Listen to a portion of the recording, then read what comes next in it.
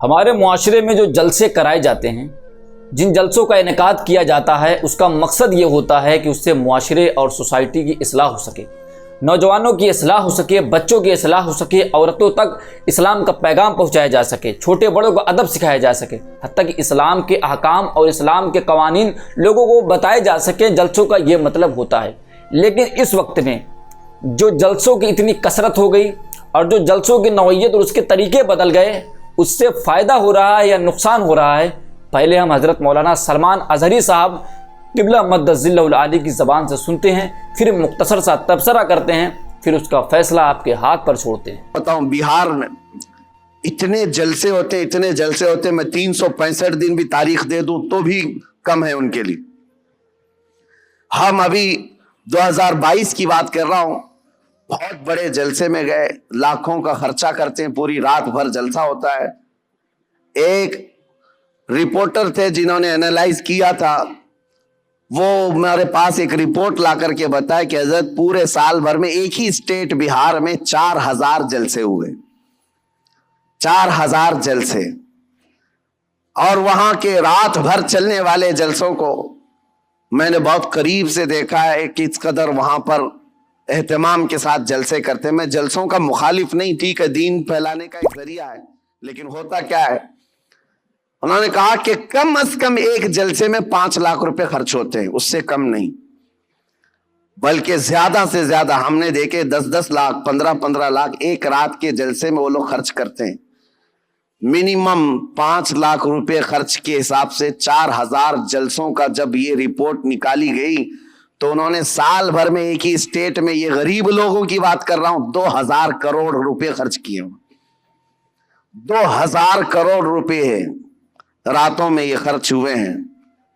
لوگوں کو اگر ایسا لگتا ہے کہ میں جلسوں والا آدمی، مقرر آدمی، روزانہ ادھر ادھر گھومتا ہوں، میں صاف آج اعلان کرنا چاہتا ہوں میرے عزیزوں، میں ایک جگہ بیٹھ کر کے جو پیغام پہنچاتا ہوں، اللہ کا فضل ہے، لاکھوں اس کو ویسے ہی سن لیتے ہیں۔ بہت بڑے اسٹیج لگانے کی، کانفرنس کرنے کی ضرورت نہیں، اور نہ ہی میری کوئی خواہش ہے، اور نہ ہی میں کہیں پر نذرانے یا لفافے طے کر کے جاتا ہوں، میرا معاملہ ہے نہیں، لیکن دل دکھتا اس بات پر ہے۔ تو 1000 کروڑ روپے سال بھر میں ایک اسٹیٹ کے اندر خرچہ ہو گئے، ٹھیک ہے، دین پھیلانے کے لیے آپ نے کیے، لیکن دوسری طرف آپ پورا ڈھونڈ کر کے نکالو، مسلمانوں کے لیے ایک یونیورسٹی بھی نہیں ہے پورے اسٹیٹ میں، ایک بھی نہیں ہے، اور ایک چھوٹی سی جماعت جو 0.5 میں جن کا پرسنٹیج آتا ہے ہندوستان میں، وہ ایسے دھرم کے لوگ جن کی تقریباً 11-12 یونیورسٹی ایک ایک اسٹیٹ کے اندر یا پورے ہندوستان کو ملا کر، یونیورسٹی کی بات کر رہا ہوں، چھوٹے کالج کی بات نہیں کر رہا ہوں۔ تو کیا یہ باتوں پر مجھے رکھنا نہیں چاہیے؟ یہ کوئی میں لفاظی نہیں کر رہا ہوں، کہاں تمہاری رقم جا رہی ہے اور کن مسائل پر انرجی خرچ کر رہے ہو؟ رات کا جلسہ ہو تو گیا، صبح ان کو پکڑ کر کے پوچھو تو یاد بھی نہیں کیا بیان ہوا کیا نہیں، ہاں ہو کرتے رہے، 8 دن کے بعد پورا ہی بھول گئے۔ پھر کیا بہت بڑا کام کیا دین کا، کون سی تبلیغ کیا؟ ابھی آپ نے حضرت کی زبان سے سنا کہ حضرت نے بہار کی کہانی سنائی، جو کہ غریب اسٹیٹ میں سے آتا ہے، کہ سال بھر کے جب جلسوں کی رقم جوڑی گئی تو 2000 کروڑ روپے رقم آئی، اور حضرت نے اس پر اظہار افسوس بھی کیا اور یہ بتانا چاہا، اور میں خود اپنا درد دل بیان کر رہا ہوں کہ جو اتنے جلسے ہو رہے ہیں، رات بھر جلسے ہو رہے ہیں، اس کے بعد پھر فجر کی نماز کے ٹائم مسجد میں 10 آدمی 15 آدمی ملتے ہیں، ایسے جلسوں سے کیا فائدہ ہوتا ہے؟ اور جن علاقوں میں، جن گاؤں دیہاتوں میں بچوں کے یسر القرآن پڑھنے کے لیے، قرآن مجید پڑھنے کے لیے اور اردو عربی پڑھنے کے لیے مکتب بھی نہیں ہیں، وہاں کے علاقے والے بھی 5 لاکھ اور 6 لاکھ کا جلسہ کروا کر فخر محسوس کرتے ہیں۔ آپ ان اندھیروں سے نکلیں، اور ان عالموں سے بھی میں خطاب کرنا چاہتا ہوں کہ جنہیں ممبر رسول کو صرف تجارت گاہ بنا لیا ہے اور قوم کو یہ باتیں نہیں بتاتے ہیں کہ فائدہ اس سے کیا اور نقصان کیا ہے۔ اس کی جگہ پر اگر اس سے بہتر کام ہو سکتا ہے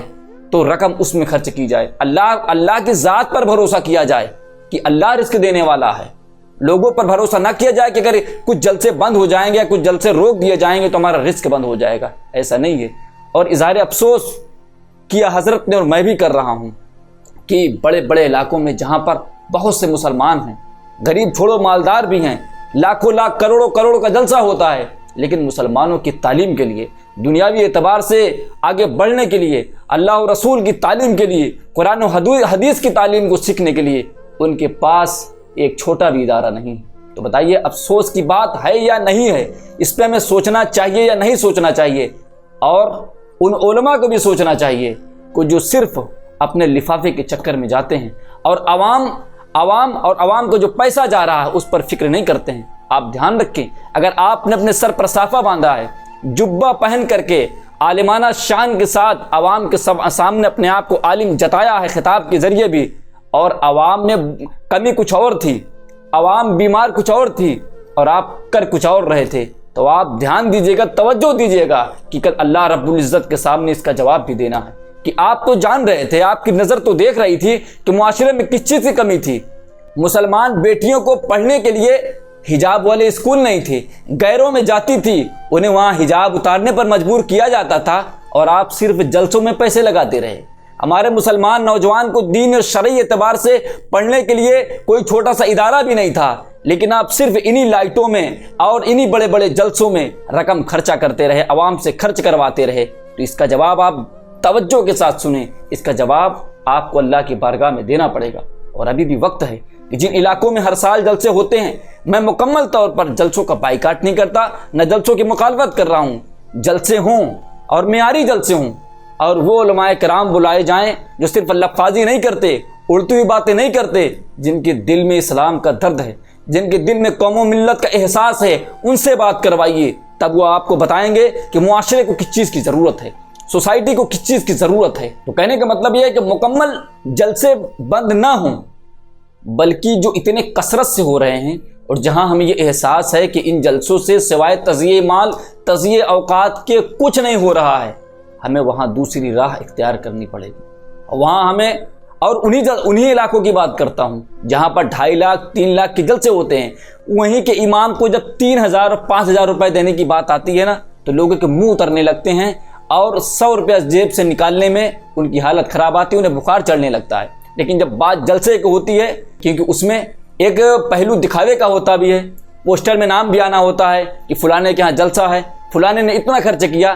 تو دکھاوے کے معاملے میں وہ 2.5 لاکھ 3 لاکھ خرچ کرنے کے لیے تیار ہے۔ لیکن جو امام 5 وقت آپ کی مسجد میں پابندی سے نماز پڑھا رہا ہے، جس کی بیوی بھی ہیں، جس کے بچے بھی ہیں، جس کے بچوں کا خرچہ ہے، جس کی بیوی کا خرچہ ہے، اسے آپ 5,000 دیتے ہیں، دکھاوے کے معاملے میں 2.5 لاکھ 3 لاکھ 5 لاکھ سال میں 2 بار خرچ کریں گے۔ لیکن جب امام کی بات آتی ہے، جو 5 وقت پابندی سے آپ کی مسجد میں حاضری دیتا ہے، نماز پڑھاتا ہے، اس کی بیوی ہے، اس کے بچے ہیں چھوٹے چھوٹے، اس کے تعلیم کا مسئلہ، اس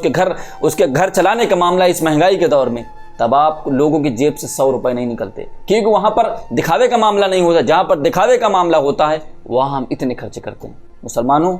یہ وقت سوچنے کا ہے، یہ وقت ہم سب کو غور کرنے کا ہے، چاہے وہ عوام ہوں، چاہے وہ خواص ہوں، چاہے وہ علماء ہوں، چاہے وہ عوام ہیں۔ جب تک اس پر گہرائی سے غور نہیں کریں گے، جب تک سینے پر ہاتھ رکھ کے نہیں سوچیں گے کہ ان جلسوں سے کتنی زیادہ رقم ہمارے قوم کی خرچ ہو رہی ہے، اس کا کوئی بینیفٹ، کوئی فائدہ عوام کو نہیں مل رہا ہے، اور اگر اسی کے برعکس ہم جلسے تھوڑا کم کر دیں، اس کا معیار تھوڑا کم کر دیں، اسے چھوٹا کر دیں، عالم اچھے بلائیں، اس میں خرچ کم کریں، میں کہتا ہوں سال میں 2 نہ کریں، 1 ہی کریں، چھوٹا ہی کریں، لیکن کسی مفکر سے مل کر پوچھیں کہ قوم کی کیا حالت ہے، وہ پیسہ اگر کسی مکتب میں لگایا جائے، اسکول میں لگایا جائے، اور اگر علاقہ بڑا ہے، زیادہ پیسے والے ہیں تو یونیورسٹی بنا دی جائے، تو اس سے ایک گاؤں، ایک علاقہ نہیں، بلکہ ایک نسلیں نہیں، سینکڑوں نسلیں تعلیم یافتہ ہوں گی، جس سے معاشرے کا بھی نام اونچا ہوگا، آپ کا بھی نام اونچا ہوگا، دین و شریعت کا بھی نام اونچا ہوگا، جس کا اجر آپ کو دنیا میں بھی ملے گا اور آخرت میں بھی ملے گا۔ اس لیے میرے مسلمان بھائیوں، ہمارے معزز علماء کرام، ہمارے سر کے تاج خطبہ، آپ اس پر توجہ دیں، اور ہمارے عوام کی وہ لوگ جو جلسے کرانے کی فکر رکھتے ہیں، کراتے ہیں، وہ بھی توجہ دیں اور دھیان دیں، اور اپنے معاشرے میں نظر ڈالیں کہ تعلیم کی کس قدر کمی ہے ہمارے معاشرے میں۔ ہمارے بچے، چھوٹے چھوٹے بچے کو تعلیم کی کتنی ضرورت ہے، اور آپ معاشرے کے بڑوں کو اٹھا کر دیکھیں کہ دین کی کتنی کمی ہے، تعلیم کی کتنی کمی ہے۔ اس بات پر میں اپنی بات کو ختم کرتا ہوں کہ غلط روی سے منازل کا بودھ بڑھتا ہے، مسافروں روی سے کارواں بدل ڈالو۔ اہدنا الصراط المستقیم